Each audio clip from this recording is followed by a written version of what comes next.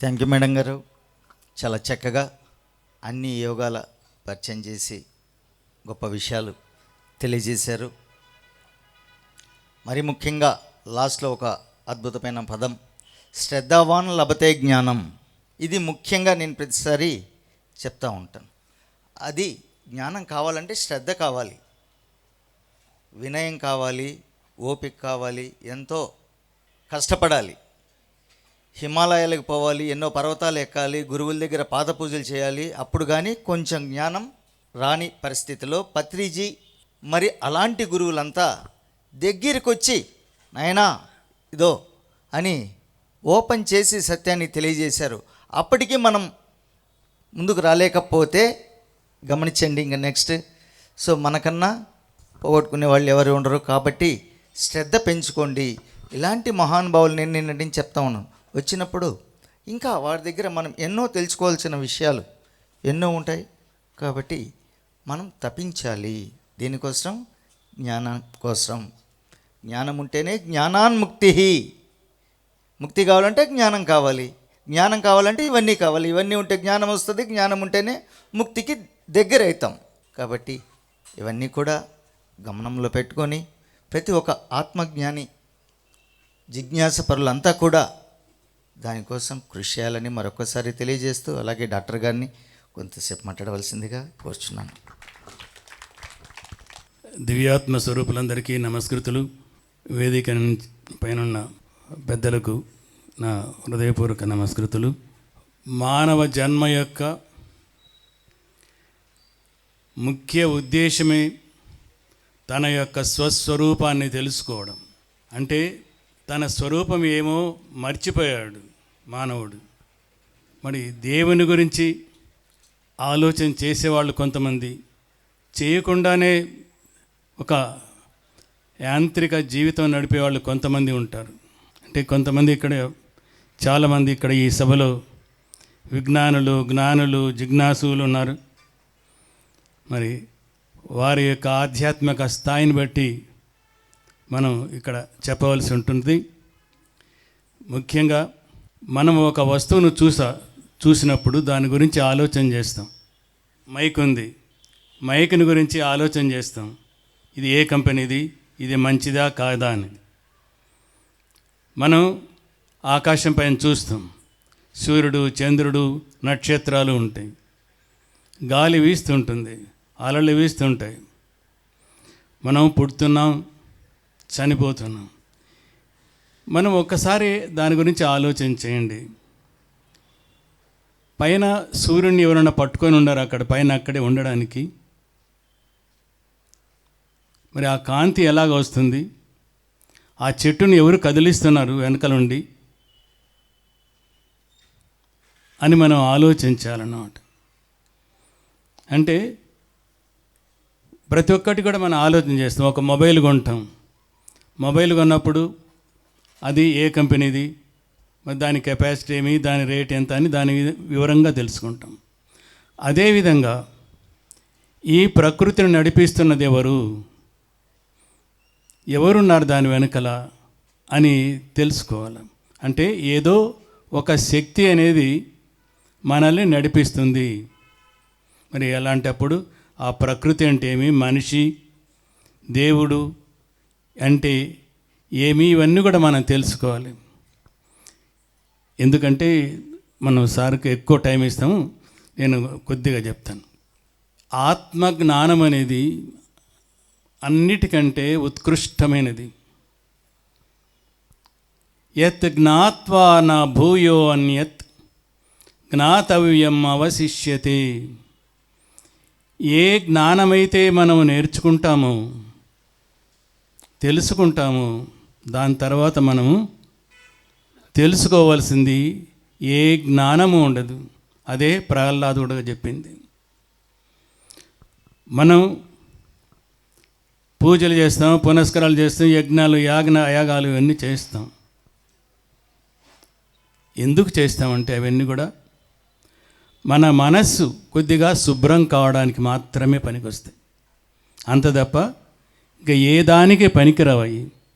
మనం ప్రతిరోజు గుడికి వస్తూ ఉంటే ఒక భక్తిభావం కలుగుతుంది. దేవుడు లోపల ఉన్నాడు, మనం మన జీవితంలో సక్రమంగా మనం ప్రవర్తించాలి, ధర్మ మార్గంలో ప్రవర్తించాలి, ఆ దేవుని గురించి ఎవరు అనేది ఆలోచన చేసే శక్తి వస్తుంది. ఆ విధంగా రాను రాను గుడికి వచ్చినప్పుడు ఆయనకి ఆ దేవుని గురించి ఆలోచన వస్తుంది, ఆ విధంగా భక్తిభావం కలుగుతుంది, భక్తి నుంచి జ్ఞానం కలుగుతుంది. కాబట్టి మనం జ్ఞానము కావాలనుకున్నప్పుడు కేవలం గుళ్ళు గోపురాలు పనికిరావు, కేవలం మనం ఒక దారి చూపించేది మాత్రమే. ఈ ఈ ప్రదేశంలో చీకటి ఉంది, చీకటి పోవాలంటే ఏం చేయాలి? 1000 టెంకాలు తెచ్చి కొడితే పోతుందా? వ్రతాలు చేస్తే పోతుందా? పోదు. ఏది కావాలనుకుంటే మనం దానికోసం ప్రయత్నం చేయాలి తప్ప వేరేది చేయకూడదు. చీకటి పోవాలంటే వెలుతురు రావాలి. అదేవిధంగా మనలో ఉన్న అవిద్య అజ్ఞానం పోవాలంటే జ్ఞానం కావాలి. యత్ చక్షుషా న పశ్యతి ఏన చక్షుంసి పశ్యతి తదేవం బ్రహ్మత్వం విద్ధి నేదం యదితముపాసతే. ఏ శక్తితో నువ్వు చూస్తున్నావో, ఏ శక్తి లేకపోతే నువ్వు చూడలేవో, ఆ శక్తి బ్రహ్మమని తెలుసుకో. ఈ పూజలు పునస్కారాలు ఇవి కాదు. ఏ కర్మ అయినా చెయ్యి, ఎంత గొప్ప కర్మ అయినా సరే, అది నిన్ను జ్ఞానాన్ని వైపు తీసుకెళ్ళదు. సత్కర్మలు మనల్ని మంచి మార్గంలో నడుపుతాయి, మనకు మంచి జీవితాన్ని ఇస్తాయి, అని మోక్షం చేయదు. పుణ్యకార్యాలు చేస్తే పుణ్యం వస్తుంది కానీ మోక్షం రాదు. మోక్ష కార్యాలు చేసినప్పుడే మోక్షం వస్తుంది. కాబట్టి కేవలం నువ్వు గుడికి పోవద్దు అని చెప్పొద్దండి ఎవరికి.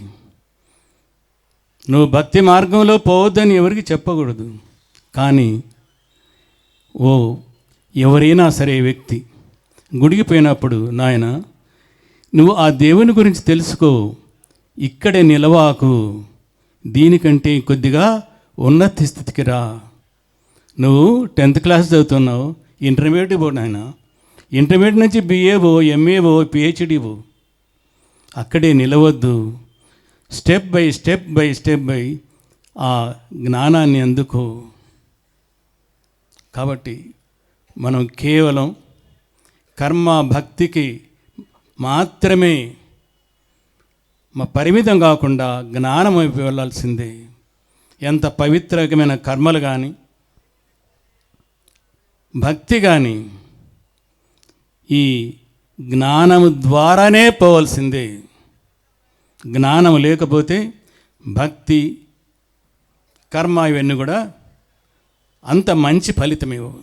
మరి సార్ గారికి ఎక్కువ టైం ఇస్తాము. అవకాశం ఇచ్చిన అందరికీ ధన్యవాదాలు.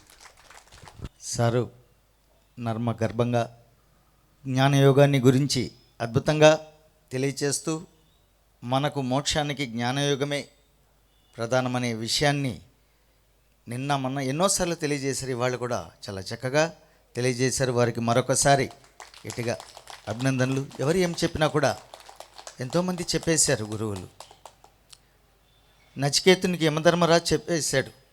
ఆయన ఎన్ని ఇది ఇస్తాను అది ఇస్తాను అది ఇస్తాను ఏదేదో ఇస్తానన్నా కూడా నచికేతుడు ఇవన్నీ ఈరోజు నుండి రేపేటివి నాకెందుకు స్వామి, నాకు ఎప్పటికీ ఉండే ఆ ఆత్మజ్ఞానం మాత్రమే కావాలి అని చెప్పేసి నచికేతుడు కోరుకునేట్లు సార్ ఇవాళ చక్కగా ఆత్మ జ్ఞానమే మనకు ముక్తికి దారితీస్తుందనే విషయాన్ని తెలియజేశారు. Thank you very much sir. అలాగే ఇవాళ ఇంత అద్భుతమైన కార్యక్రమానికి మనం పిలవగానే విచ్చేసినటువంటి డాక్టర్ సహస్రావధాని శ్రీ మేడసాని మోహన్ గారిని మాట్లాడవలసిందిగా వారికి మైక్ని హ్యాండ్ ఓవర్ చేస్తున్నాను. శ్రీవేంకటాచలాధీశం శ్రియాధ్యాసితవక్షసం శ్రితచేతనమందారం శ్రీనివాసమహం భజే. జన్మాద్యస్య యతోన్వయోదితరతశ్చార్థేష్వభిఘ్నస్వరాట్ తేనే బ్రహ్మహృదాయ ఆదికవయే ముహ్యంతి యత్సూరయః తేజోవారి మృదాం యదా వినిమయో యత్ర త్రిసర్గో మృషాధామ్నా స్వేన సదా నిరస్తకుహకం సత్యం పరం ధీమహి. శుక్లాం బ్రహ్మ విచారసార పరమాం ఆద్యాం జగద్వ్యాపినీం వీణా పుస్తకధారిణీం అభయదాం జాడ్యాంధకారాపహాం హస్తే స్ఫాటికమాలికాంచ దదతీం పద్మాసనే సంస్థితాం వందే తాం పరమేశ్వరీం భగవతీం బుద్ధిప్రదాం శారదాం. ఈ పవిత్ర ప్రాంగణంలో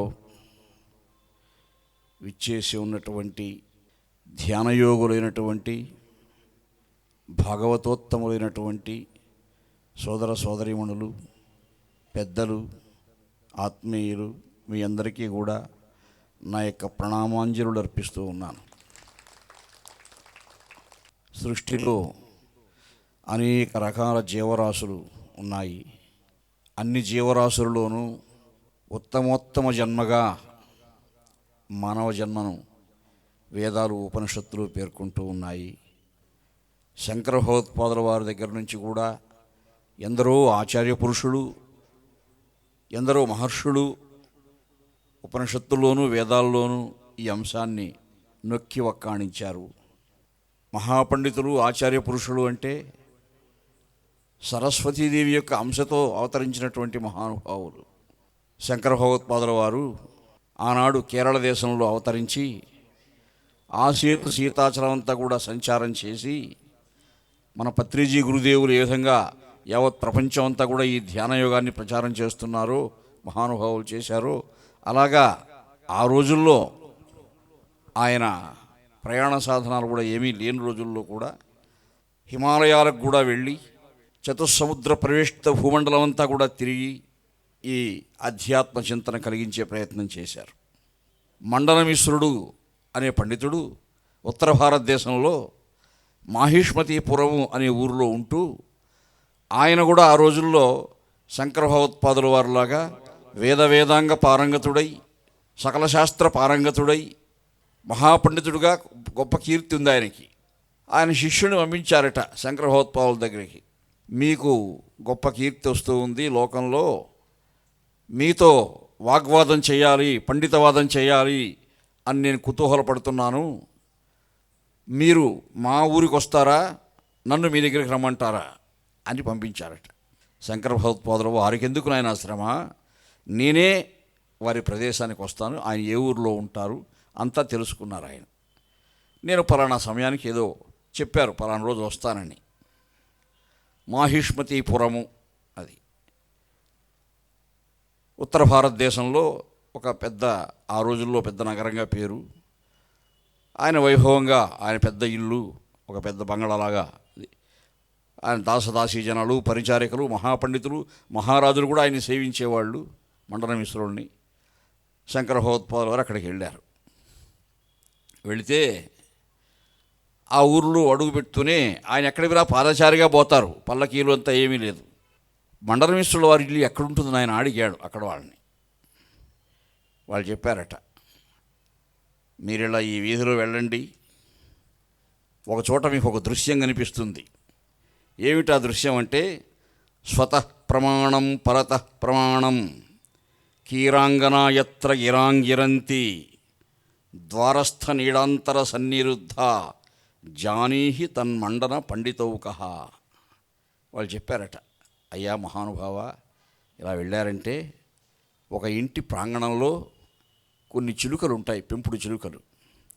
ఆ చిలుకలు వేదములు స్వతః ప్రమాణములా పరతః ప్రమాణములా, వేదాల్లో ఏమి ఉంది, ఉపనిషత్తుల్లో ఏమి ఉంది అని చర్చించుకుంటూ ఉంటాయి చిలుకలు, మనుషులు కాదు.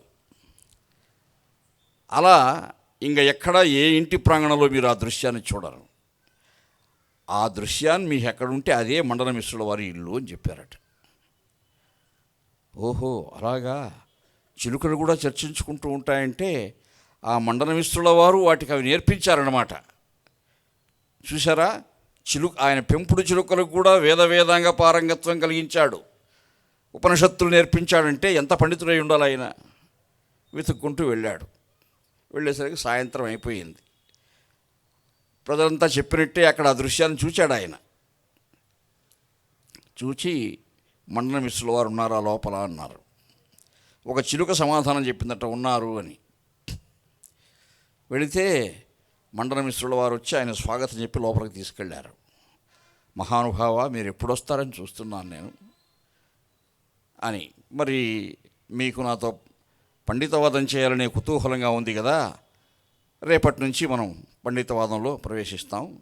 మరి ఇద్దరు పండితులు వాదిస్తున్నారంటే ఒక న్యాయ నిర్ణేత ఉండాలి కదా, వీళ్ళ ఎవరు గొప్పవాళ్ళు చెప్పడానికి. ఆ న్యాయ నిర్ణేత కూడా వీళ్ళిద్దరికంటే మించిన వాళ్ళై ఉండాలి. అది ప్రమాణం. ఎవరు అంటే ఉభయ భారతీదేవి, మండల మిశ్రుల వారి యొక్క ధర్మపత్ని. మండల మిశ్రుని ధర్మపత్ని ఆమె సకల శాస్త్రాలు చదువుకున్నటువంటి వ్యక్తి.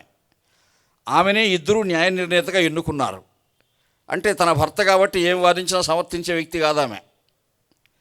అలాంటి వాళ్ళు ఇప్పుడు ఉంటారు, ఆ రోజుల్లో అట్లేం లేరు. ఎవరు వాదించినా ఏది సత్యమో అది చెప్పాలి.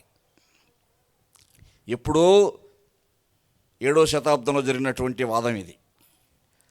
మనకు 13, 14 శతాబ్దాల్లో పండితవాదం జరిగింది చూస్తే శ్రీనాథ మహాకవికి గౌడ డెండియం భట్టుకు జరిగింది హంపి విజయనగరంలో.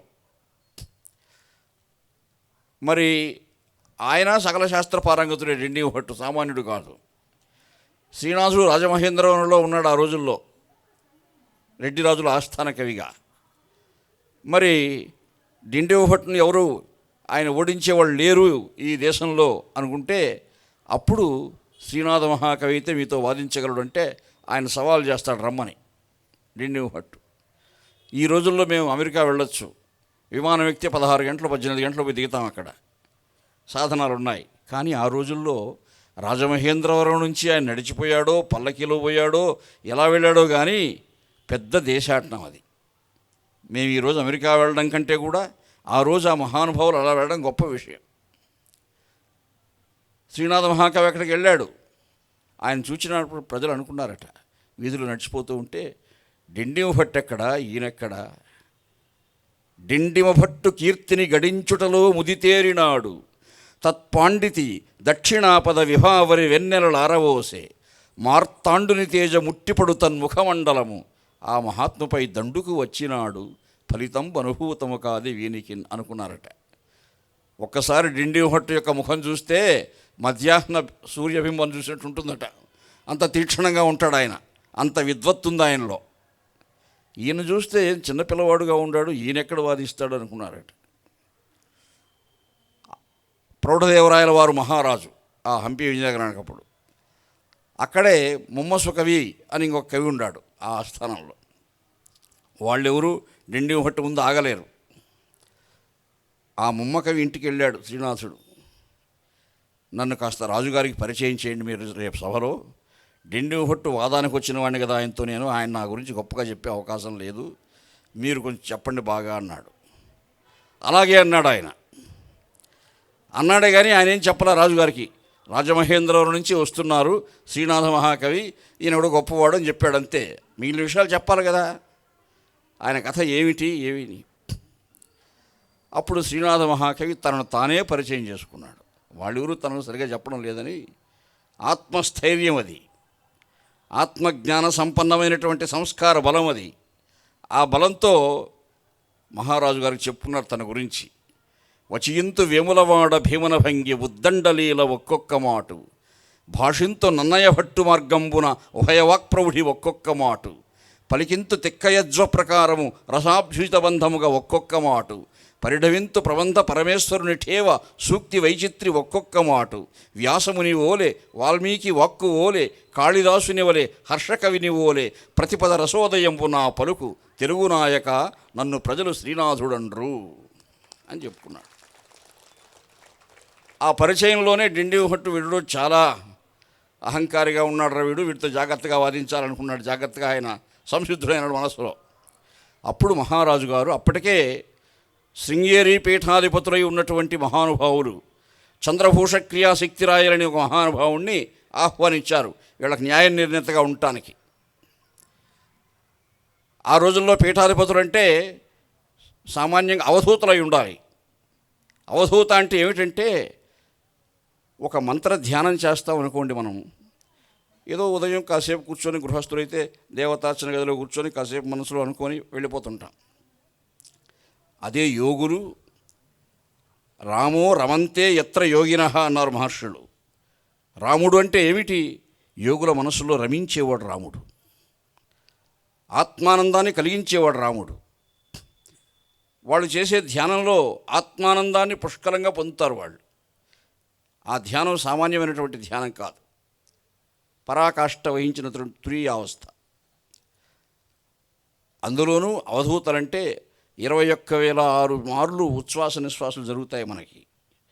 వాళ్ళు ఒక్కసారి మంత్రజపం చేశారంటే ఆ ఒక్క మంత్రజపం వల్ల ఒక 100 సార్లు జపించినటువంటి శక్తి వస్తుంది వాళ్ళకి. అంటే 21,006 × 100 అంత జపం రోజు జరుగుతుంది మహానుభావులకి. కొంతమందికి 1000. సుఖమహర్షి అవధూత, వ్యాసమహర్షి కుమారుడు. ఆయన ఒక్కసారి ఆ మంత్రధ్యానం చేశారంటే కొన్ని వేల సార్లు చేసినటువంటి సంస్కారం ధ్వనించేదట మనస్సులో. ఆయన ఆ ధ్యానం చేస్తూ ఉంటే ప్రకృతి అంతా కూడా పరవశించి చెట్లు ఊగేవట. అది మహత్తర తపస్సు. అటువంటి వాడు ఆ శృంగేరి పీఠాధిపతి ఆనాడు చంద్రభూష క్రియాశక్తిరాయలు. ఆయన వచ్చాడు నిష్పక్షపాతంగా న్యాయం చెప్పడానికి. 5 రోజులు వీళ్ళ వాదం విన్నాడు. విన్న తరువాత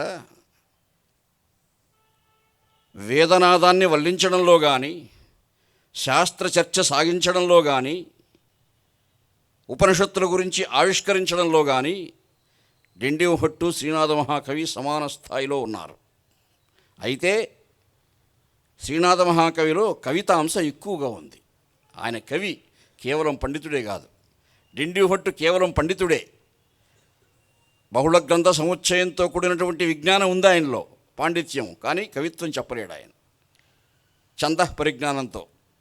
ఆ ఒక్క లక్షణం మాత్రం ఆయనలో ఎక్కువ ఉంది అన్నాడు. అది ఆయన ఇచ్చినటువంటి నిర్ణయం. అంటే 95 మార్కులు వేశాడు డిండి భట్టుకి, 100కు 100 వేసేశాడు శ్రీనాథ మహాకవికి. కాబట్టి ఆయన గెలిచినట్టు నిర్ణయించారు. ఒక్క న్యాయ నిర్ణేతగా స్వామివారు చెప్పడమే కాదు, డిండి భట్టు కూడా మెచ్చుకున్నాడు. వాగర్థంబులలో, ప్రమాణములలో, వాదంబులో, సూత్ర చర్చా గాంభీర్యములో, కవిత్వ మధుధారావేగ విభ్రాంతిలో బాగోయి కవిరాజ ఇంతటి ప్రభావంబున్నదని చెంచలేదు, ఏ గర్వంబనుకొన్న నీ పలుకులన్నీ నిక్కముంజేసితవు. నువ్వు మాట్లాడేటప్పుడు నువ్వు గర్వం అనుకున్నాను కానీ అవి నిజం చేసావయ్యా నువ్వు. సహృదయంగా అది పండిత లక్షణం కూడా. సహృదయంగా అంగీకరించాలి సత్యాన్ని. వాడంతా వీడంతా అంటే అది అహంకారం అవుతుంది. అటువంటి మనోవికారాలు ఉన్నంత వరకు కూడా మనం కృతార్థులు కాలేము. అంటే ఎందుకు చెప్తున్నానంటే, అహంకారాది మనోవికారాలకు అతీతమైనటువంటి ఏ స్థితి అయితే ఉన్నదో అది ధ్యానయోగం చేతనే సంక్రమిస్తుంది. ధ్యానం చేతనే మనస్సు కల్మషాలను తొలగించుకుంటుంది. ఈ శంకర భగవత్పాదుల వారు ఆ ఉభయ భారతీదేవి న్యాయ నిర్ణేతగా కూర్చుంది. ఆ రాత్రి గడిచిపోయింది. ఉదయం అనుష్ఠానం, ప్రాతకాలంలో బ్రాహ్మీ ముహూర్తం నిద్రలేస్తారు ఆచార్యుల వారు. బ్రాహ్మీ ముహూర్తంలో నిద్రలేశారు ఆయన. లేచి ఇంటి బయట వచ్చే చూస్తే చిలుకలన్నీ కూడా అలా ధ్యానముద్రలో ఉన్నాయట. ఆ పెంపుడు చిలుకలు ధ్యానముద్రలో ఉన్నాయా, నిద్రపోతున్నాయా అంటే అవి కూడా ధ్యానం చేస్తాయని చెప్పాడు మండల మిశ్రుడు. చిలుకలు కూడా ధ్యానం చేస్తున్నాయి అక్కడ. అంటే చిలుకలకు ధ్యానయోగం నేర్పించాడు. వేదవేద ఈ పండితుడితో వాదించడం అంటే సామాన్యమా అని. కానీ మండల మిశ్రుని యొక్క అనుష్ఠాన బలం కంటే శంకర భగవత్పాదుల వారి అనుష్ఠాన బలమే ఎక్కువ. మన విద్వత్తు ఎక్కడికి పనికిరాదండి. మనం ఎంత చదువుకున్నా కానీ పరమాత్మ చెప్పాడు శ్రీకృష్ణ భగవానుడు, తస్మాత్వముత్తిష్ట యశో లభస్వ జిత్వా శత్రున్పుంక్ష రాజ్యం సమృద్ధం మయైవైతే నిహత పూర్వమేవ నిమిత్తమాత్రో భవ సవ్యసాచిన్. అర్జున, నీవు యుద్ధం చేయను అని కూర్చున్నా ఇంక ఎవడు బ్రతకడా సైన్యంలో. ఎందుకంటే నేను ఎప్పుడో వాళ్ళని చంపేశాను, కట్టెలుగా ఉన్నారంతే వాళ్ళు. ఇప్పుడు నువ్వు నామమాత్రంగా చంపి కీర్తి నువ్వు సంపాదించుకో. ఎప్పుడు చంపాడు పరమాత్మ వాళ్ళని? భాగవతం చెప్తుంది ఆ విషయాన్ని.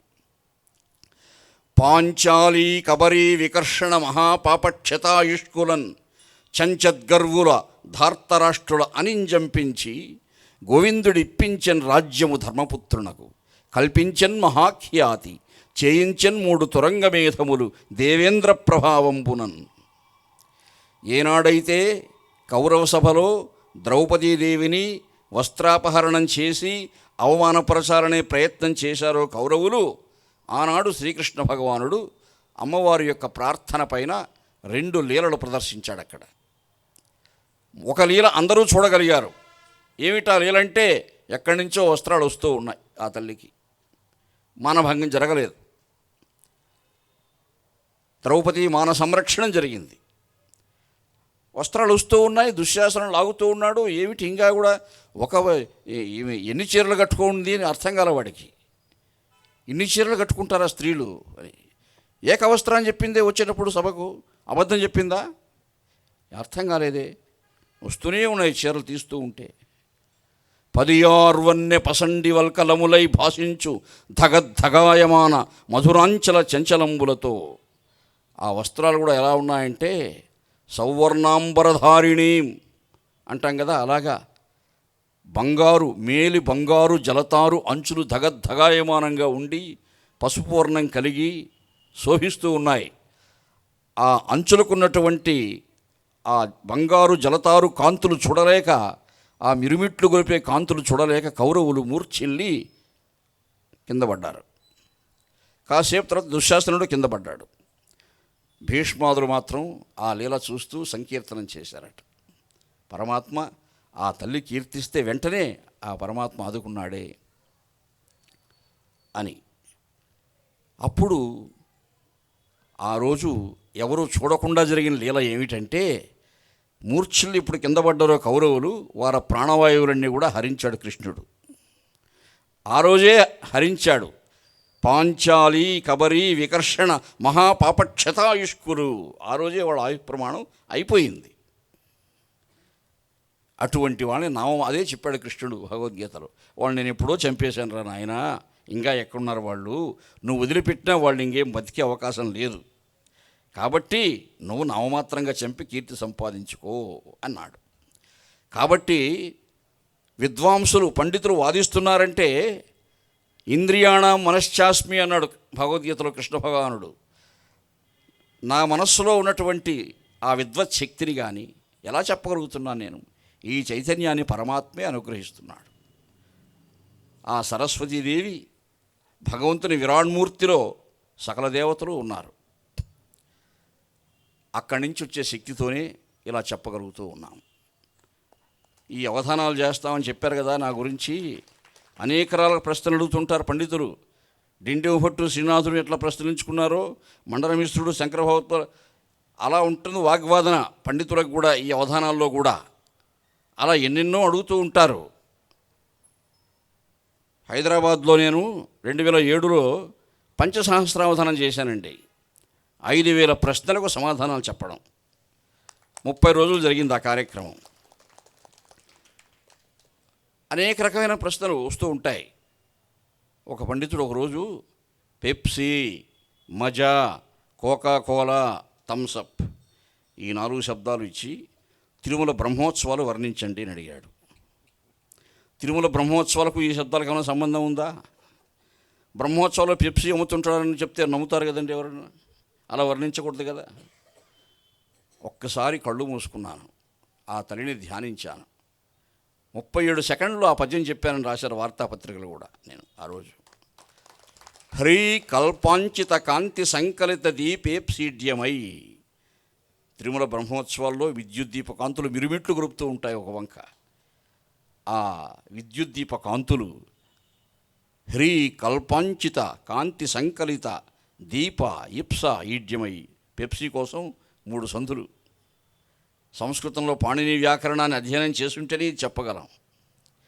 హ్రీ కల్పాంచిత కాంతి సంకలిత దీపేప్సీడ్యమై వేదవిత్ ప్రాకామ్యాంచిత సామజారమో మంత్రస్ఫీతమై. విద్యుద్దీప కాంతులు ఒక వంక, సామవేదాది ఘోషలు ఒక వంక. సామజారమం అంటే మజా వచ్చింది కదా. మంత్రస్ఫీతమై కస్తి చేకోకాకోల శుభాంకు చూచెదరు భక్తులు తిరుమలన్. కష్టం అనుకోకుండా ముందు వరాహస్వామిని చూసి వెంకటేశ్వర స్వామిని చూస్తాం. కస్తి చేకోకాకోల అంటే కోకాకోలా కోసం. భక్తులు తిరుమలన్ బ్రహ్మహృత్ సాకల్పోత్సవ వేళ దైవత వతంస ప్రాభవం ఒప్పగన్. దైవత వతంస ప్రాభవం, తంసప్ వచ్చింది అక్కడ. అంటే ఈ పదాల కోసం పద్యం చెప్పినట్టు ఉండదు. అది ఎలా వస్తుంది, ఎక్కడి నుంచి వస్తుంది?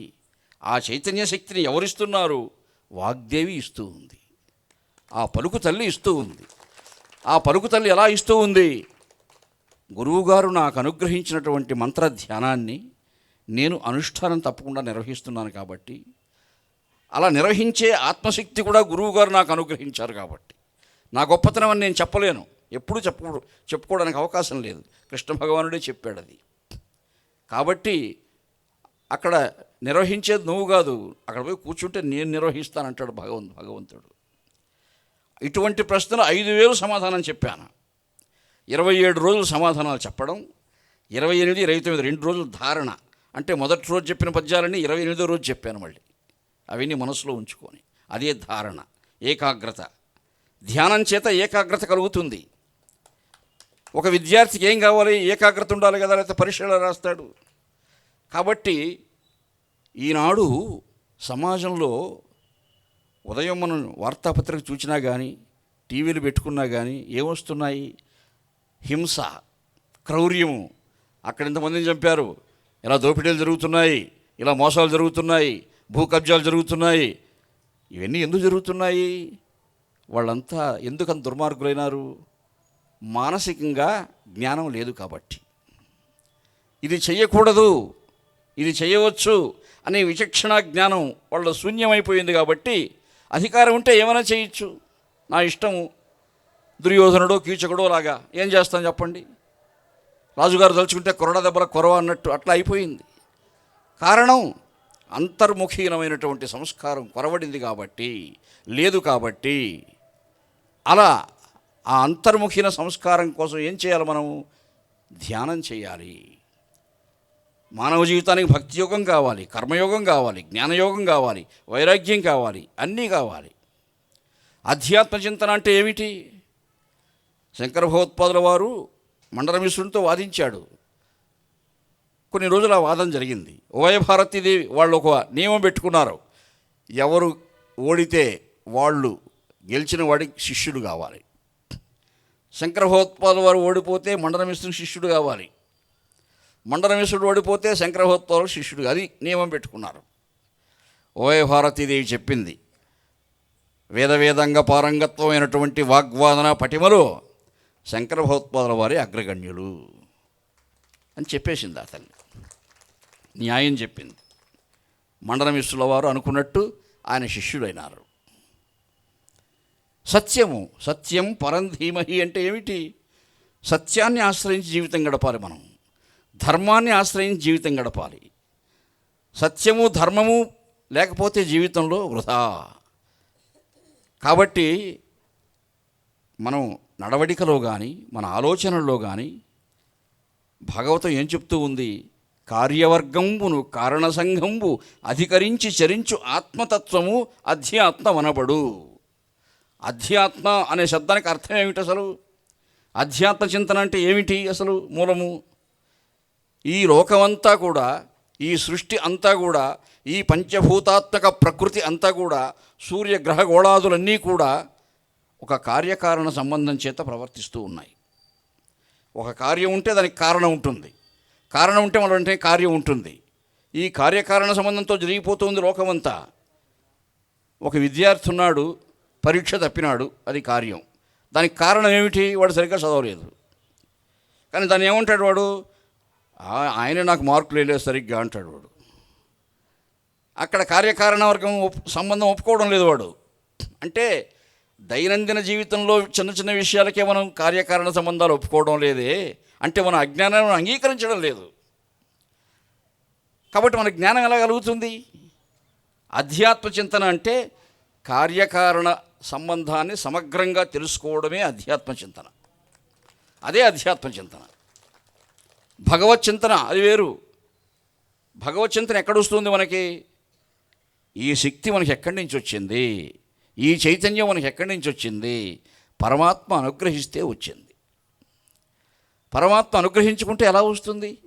నాలాగా ఎంఏ పిహెచ్డీ చదివిన వాళ్ళు చాలామంది ఉన్న లోకంలో వాళ్ళంతా అవధానాలు చేయగలుగుతున్నారా? ఎందుకు చేయలేకపోతున్నారు? పరమాత్మ నాకు అనుగ్రహించాడు ఆ శక్తి. ఎందుకు అనుగ్రహించాడు?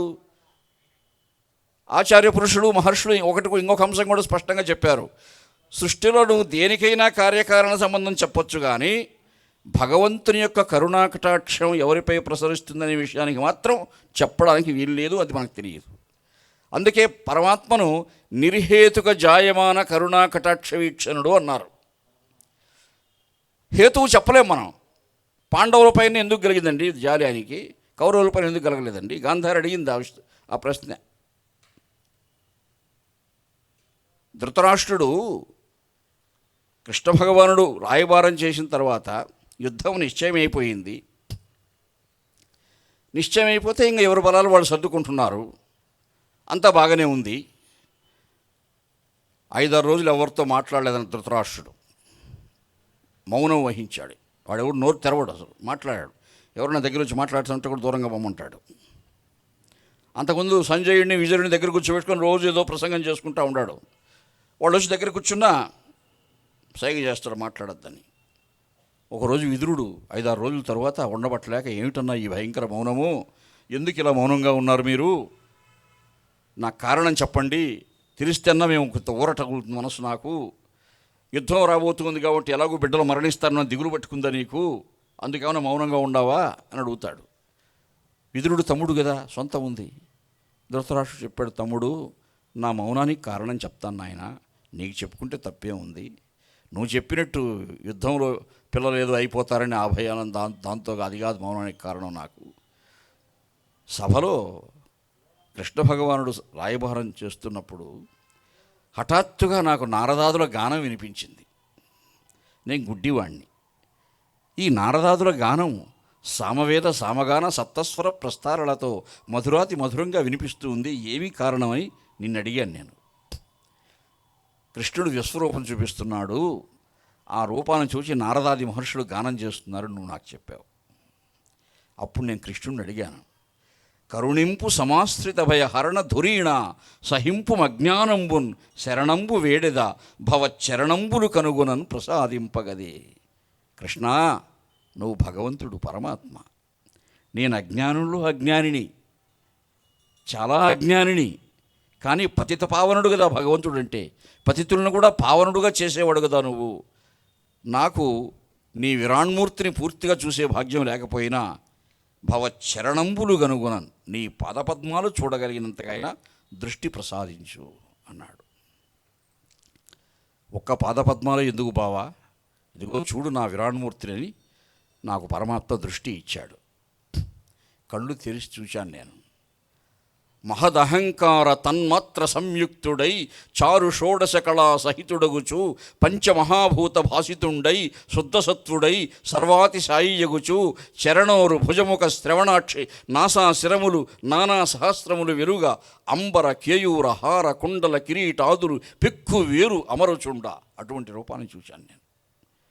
ఆది మధ్యాంతరహితంగా ఉంది గగన భాగంలో. ఎటు చూచినా ఆయన శిరస్సులే, ఆయన కిరీటాలే, ఆయన చేతులే, ఆయన ఆభరణాలే. ఎలా చూడగలను?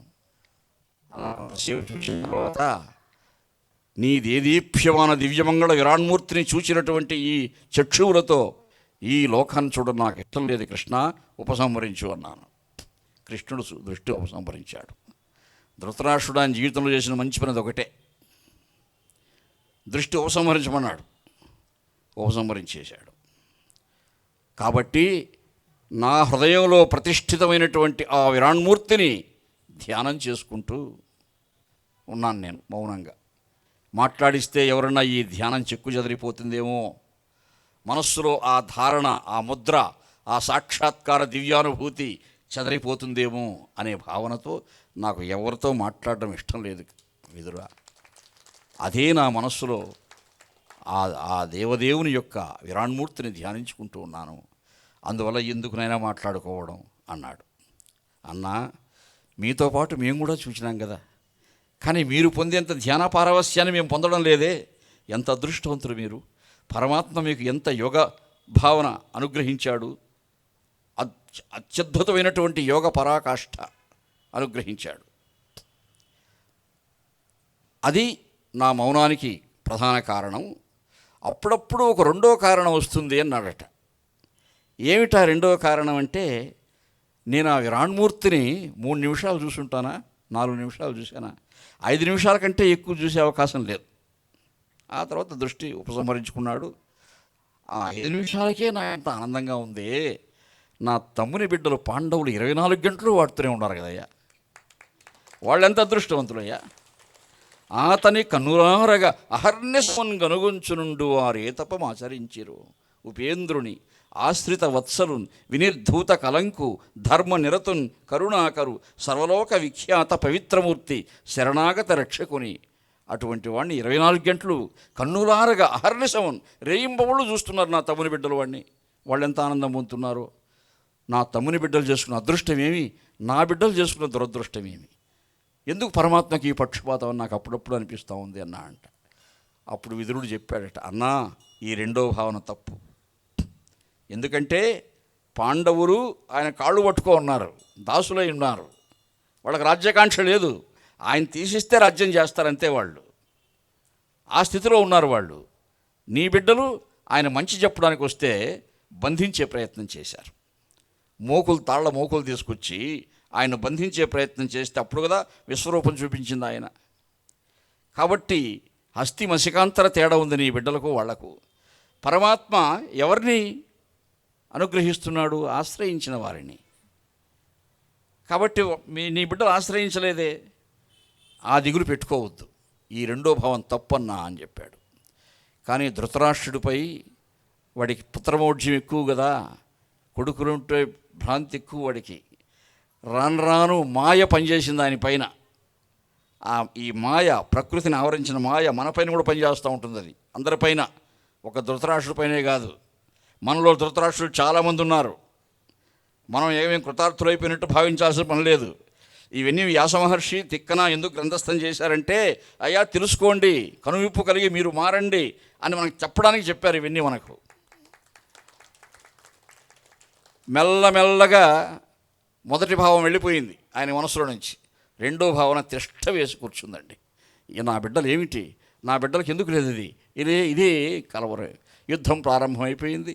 ప్రతిరోజు దుఃఖవార్తలే. సాయంత్రం వస్తారు, ఈరోజు భీముడిని కొడుకు ఇంతమంది చంపినాడని చెప్తారు. 18 రోజు వచ్చి అందరూ నీ 100 కొడుకులను చంపేశారు మహారాజా అని చెప్పాడు సంజయుడు. నీ 100 బిడ్డలను చంపేశారండి, అయిపోయింది. 100 బిడ్డలు చనిపోయినారు, చంపేశారంటే వీడు వెంటనే ఏమడగాలి ధృతరాష్ట్రుడు వాడిని? 5 మంది పాండవులకు ఏం కాలేదా, వాళ్ళు బాగుండారా అని అడిగినాడంట. వాళ్ళు బాగున్నారండి, క్షేమంగా ఉన్నారండి అని చెప్పాడు సమాధానం ఆయన.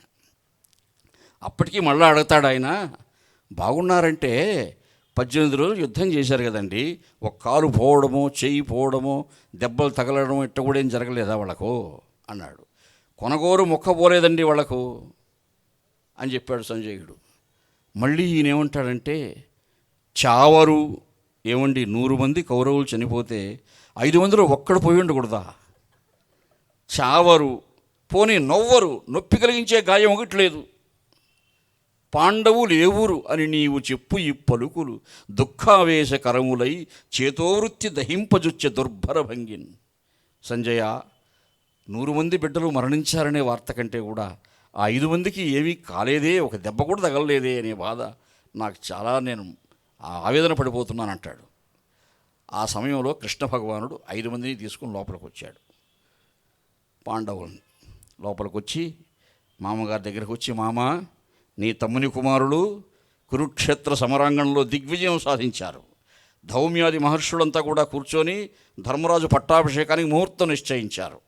నీ ఆశీర్వాదం కోసం తీసుకొచ్చాను. వాడు ముందే కుతకుతలాడిపోతున్నాడు అక్కడ, వాళ్ళకేం కాలేదే అని. అంటే భగవంతుడు జీవుల మనస్సులో ఉండే కామ, క్రోధ, లోప, మోహ, మదమత్సరాలని ఇంకా ఎగదోస్తాడు వాడిని బాగుపరచడానికి. ఎగదోసి వాడిని సంస్కరించే ప్రయత్నం అది. కాబట్టి మనం కూడా ఆ కామక్రోధ లోపాలు పెట్టుకుంటే మనల్ని అదే స్థితి మనకు కూడా. డబ్బు ఇంకా కావాలి, ఇంకా కావాలి, ఇంకా కావాలి. ఎంత ఎక్కడికి ఆశమిందాం అంటే అప్పుడు ధృతరాష్ట్రుడు ముందే బాధలో ఉన్నాడు. కృష్ణ, నువ్వు ఉన్నావు కదా, నేను ఎందుకు నాయనా ఏదో అన్నాడు. అట్లా కాదు మామ, ఈ ఇంటిలో పెద్దవారు మీరిప్పుడు, మీ ఆశీర్వాదం లేకుండా పట్టాభిషేకం ఎలా జరుగుతుంది?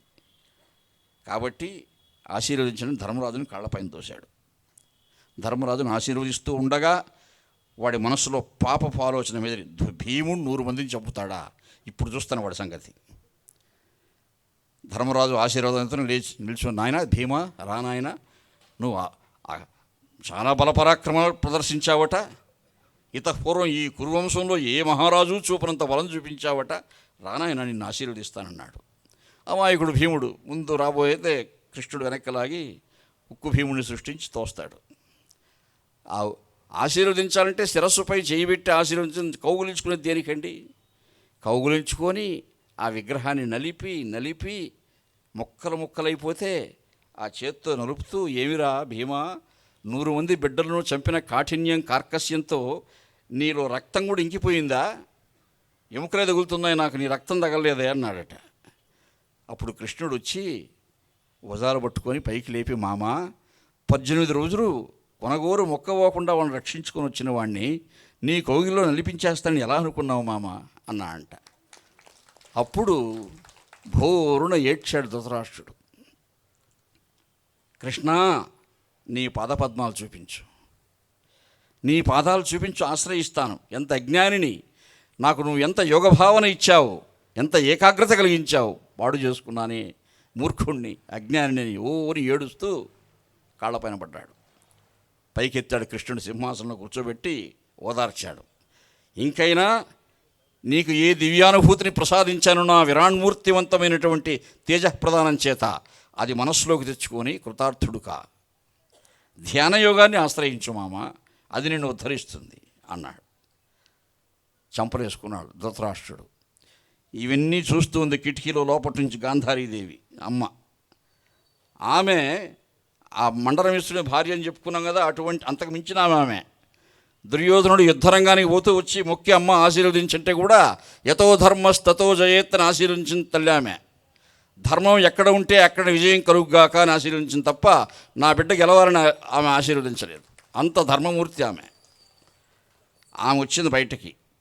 కృష్ణ, నిస్సందేహంగా నువ్వు పరమాత్మవే, భగవంతుడివే, అవతారమూర్తివే, నేను కాదన్ను. కానీ నేను అసలు యుద్ధం చేయను ఇంకా అని బాణాల కింద పడవేస్తే అర్జునుడిని మళ్ళా ప్రేరేపించి యుద్ధం చేయించినావు. ఇప్పుడు నా భర్త చేతిలో నలిగిపోవాల్సింది భీముడు, వాడిని రక్షించినావు. అంటే నువ్వేమనుకుంటే చేయగలవు. కాబట్టి నువ్వు అనుకోనుంటే నా బిడ్డల మనస్సు కూడా మార్చి ఉండగలవు. నా బిడ్డల అజ్ఞానులే, నేను కాదనలేదు, దుర్మార్గులే. కానీ నువ్వు అనుకుంటే ఎంత పని అది, తప్పకుండా వాళ్ళని సంస్కరించి ఉండగలవు. కానీ నువ్వెందుకు ఆ సంకల్పం నీలో కలగల? అంటే నా బిడ్డలపై నీకు నా బిడ్డలను చంపించాలనే ప్రతిజ్ఞ పట్టుకున్నావు నువ్వు. కాబట్టి కౌరవులు ఏ విధంగా నశించారో నీ యదు సంతానం కూడా అలాగే నశించుగాక అని చెప్పించింది. చిరునవ్వుతో స్వీకరించాడు పరమాత్మ. ఆయనకు రాగద్వేషాలు లేవు కదా, పరమాత్మ కదా ఆయన, మనలాగా మానవ మాత్రుడు కాదు కదా. అంటే ఏమిటి? ఆ కృష్ణావతారం ధరించడం కోసం ఏ గోలోకం నుంచి అవతరించాడో తన పరివారంతో, మళ్ళీ తన పరివారంతో ఆ లోకానికి వెళ్ళిపోవాలి. ఆయనకి సమయం అయిపోయింది. అదే చెప్పింది ఆ తల్లి, అంతే తప్ప శాపం కాదు ఆయనకి తెలుసు ఆ సంగతి. అలాగే అత్త, శాంతించు అన్నాడు. ఆశీర్వాదాలను బయట వచ్చారండి. సహదేవుడు పట్టుకున్నాడు కృష్ణుడిని. బావా, మా పెద్దమ్మ అడిగింది నిజమే కదా, మా పెద్దమ్మ ఏమన్నా తప్పడిగిందా? నువ్వు అనుకోనుంటే యుద్ధమే లేదు కదా బావా, ఎందుకు వాళ్ళ మనసు నువ్వు మార్చే ప్రయత్నం చేయలేదు? అంటే అర్జునుడు చెప్తాడు, నాయనా ఈ ప్రశ్నలకంతా సమాధానం భగవద్గీతలో చెప్పాడు బావగారు నాకు. అధిష్టానం తథాకర్త కరణంచ పృథగ్విధం వివిధాక్ష పృథక్చేష్ట దైవంచైవాత్ర పంచమం. మోక్ష సన్యాస యోగంలో మహత్తరమైన శ్లోకం ఇది. అన్నీ గొప్పవే. ఇందులో ఏం చెప్పాడు? చీమ దగ్గర నుంచి బ్రహ్మ వరకు కూడా ఈ సృష్టిలో పిపీలికాది బ్రహ్మ పర్యంతం ఎన్ని జీవరాశులు ఉన్నాయో అన్ని జీవరాశులకు నేను 4 శక్తులు పుట్టుకతో ఇచ్చాను. అందులో పక్షపాతం లేదు. చీమకైనా, ఒక పాముకైనా, ఒక జంతువుకైనా, ఒక మానవునికైనా, ఎవరికైనా 4 శక్తులు ఇవ్వడంలో పక్షపాతం లేదు. అందరికీ ఇచ్చాను. ఆ 4 ఏమిటి? ఉపాధి మాత్రమైనటువంటి శరీరం ఉంది మనకి. నెంబర్ 1, శరీరానికి అనుబంధంగా ఉన్నటువంటి కరచరణాది అవయవాలు. నెంబర్ 2, శరీరాంతర్గతంగా ఉన్నటువంటి ఆత్మ. నెంబర్ 3, ఆత్మకు అనుబంధంగా ఉన్నటువంటి విచక్షణ జ్ఞానము, ఏది మంచి చెడు తెలుసుకోగలిగిన శక్తి. నెంబర్ 4, ఈ 4 ఇవ్వడంలో పక్షపాతం లేదు. చీమ లాంటి కీటకం కూడా వర్ష ఋతువులో ఆహారం సమకూర్చుకోవడం కష్టమని ముందే ధాన్యం సమీకరించి పుట్టలు ఎందుకు దాచుకుంటూ ఉంది? ఆ చైతన్యం ఎక్కడి నుంచి వచ్చింది? కాబట్టి 4 శక్తులు ఇవ్వడంలో పరమాత్మలో పక్షపాతమే లేదు. అందరికీ ఇచ్చాడు. అది మీకైనా, నాకైనా, మరొక్కరికైనా, అందరికైనా ఇచ్చాడు. ఈ 4 శక్తులను ఏ జీవులు సద్వినియోగం చేసుకుంటున్నారో వాళ్ళకే దైవబలం కలుగుతుంది. 5వ బలం దైవం చైవాత్ర పంచమం చెప్పాడు. అది 5వ బలం, దైవబలం ఉన్నది. ఈ 4 బలాలు ఏ జీవుడు సద్వినియోగం చేసుకుంటున్నాడో, ఈ 4 బలాలను ఎలా సద్వినియోగం చేసుకోవాలండి? యోగము చేత, భక్తి యోగము చేత, సత్కర్మయోగము చేత, జ్ఞానయోగము చేత. ఈ యోగ బలం చేతనే మనం ఈ 4 బలాలు సద్వినియోగం చేసుకుంటే 5వ బలం ఆయన ఇస్తాడు మనకి. ఈ 4 బలాలు పాండవులు సద్వినియోగం చేసుకున్నారు కాబట్టి వాళ్ళకి అది కలిగింది, దైవబలం. కౌరవులు ఎప్పుడు సద్వినియోగం చేసుకున్నారు? నేను రారాజును, నేను ఎవడికి ఏమి ఇవ్వను. భగవంతునంతటి వాడు వచ్చి సత్యం చెప్తే వాడు చెప్పే సమాధానం ఏమిటి? ఏమును వారు పంచుకొని ఏరుట కల్గదు, పల్కకుండు మింకేమియు. చూడండి వాడు ఎలా మాట్లాడుతున్నాడు. కృష్ణ, మేము పాండవులు పంచుకొని మాత్రం రాజ్యం చేయడం ఇంకా జరగదు, అసలు నువ్వేం చెప్పొద్దు మాకు అంటే నోరు మూసుకోనంత పని చేశాడు వాడు. ఏమును వారు పంచుకొని ఏరుట కల్గదు, పల్కకుండు మింకేమియు. వాడి సూదిమున ఇంచుక మోపున ఎంత అయినా నే భూమియునర్చి పాండు నృపపుత్రులకిత్తునే. ఎవ్వడైన సంగ్రామమునం జయింపుకొని రాజ్యము చేయుట నిశ్చయించి తిన్. ఈ కురు సామ్రాజ్యాన్ని ఎవడు పరిపాలించినా భవిష్యత్తులో యుద్ధంలో గెలిచే పరిపాలించాలి. ఇది నా తుది నిర్ణయం, ఇంకా అసలు మాట్లాడద్దు, మాకేం చెప్పొద్దన్నాడు. వాడు ఆ మాట అంటూనే కృష్ణుడు ఒక్కసారి భీష్ముడిని, ద్రోణుడిని వాళ్ళని చూశాడట. ఇది మీరు సమర్థిస్తున్నారా అన్నట్టుగా తల వంచారు వాళ్ళు. అంతకుముందు ఎంతో చెప్పి చూశారు, వాళ్ళ వల్ల ఏం కాలేదు. ఆ మూర్ఖుడికి ఏం చెప్పగలమని తల వంచారు వాళ్ళు.